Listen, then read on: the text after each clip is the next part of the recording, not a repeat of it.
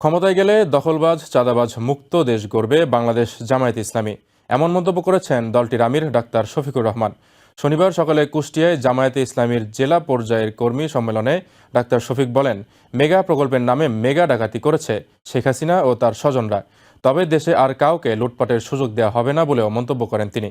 এদিকে ময়মনসিংহে কর্মী সম্মেলনে যোগ দিয়ে দলটির সেক্রেটারি জেনারেল মিয়া গোলাম পরোয়ার ন্যূনতম সংস্কারের পর নির্বাচনের দাবি জানান।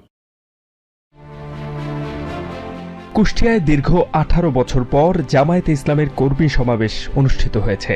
শনিবার সকাল থেকেই জেলার বিভিন্ন প্রান্ত থেকে কলেজ মাঠে জড়ো হতে থাকেন দলের নেতাকর্মীরা। নেতাকর্মীদের স্বাগত জানান জামায়াতের আমির ডাক্তার শফিকুর রহমান। পরে প্রধান অতিথির বক্তব্যে বিগত আওয়ামী লীগ সরকারের অর্থ লোপাট থেকে শুরু করে নানা অপকর্মের কথা তুলে ধরেন তিনি। জামায়াতের আমির বলেন, মেগা প্রকল্পের নামে মেগা ডাকাতি করেছে শেখ হাসিনা ও তার স্বজনরা। ডাক্তার শফিকুর রহমান আরো বলেন, ভবিষ্যতে কাউকে লুটপাটের সুযোগ দেয়া হবে না, দখলদার মুক্ত বাংলাদেশ গড়তে সিন্ডিকেট ভেঙে দেয়া হবে। আগে দখলদারি ছিল, ফুটপাত থেকে শুরু করে সব কিছু দখলে চলে গেছিল।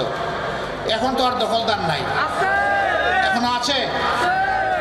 এই চাঁদাবাজি দখলদারি মুক্ত বাংলাদেশ আমরা করতে চাই। তিনি আরো বলেন, জামায়াতে ইসলামী সরকার গঠন করলে সমৃদ্ধ অতীত ফিরিয়ে আনা হবে। শিক্ষার্থীদের পড়াশোনা শেষ হলেই চাকরির ব্যবস্থা করা হবে বলেও জানান জামায়াতের আমির। এদিকে শনিবার দুপুরে ময়মনসিংহে মুক্তাগাছা উপজেলা কর্মী সম্মেলনে যোগ দেন জামায়াতের সেক্রেটারি জেনারেল মিয়া গোলাম পরোয়ার। জামায়াতের সেক্রেটারি বলেন, দুর্নীতি ও গণহত্যার বিচার না করে নির্বাচন দিলে আবারও ফিরে আসবে কালো যুগ। নির্বাচন বিলম্ব হলে ভারতের চক্রান্ত বাড়বে বলেও মন্তব্য করেন জামায়াতের এই নেতা।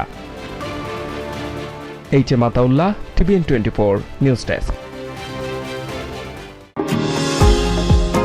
নিউ ইয়র্ক থেকে সম্প্রচারিত টিভিএন 24 টেলিভিশন বিশ্বজুড়ে বাঙালির কণ্ঠস্বর।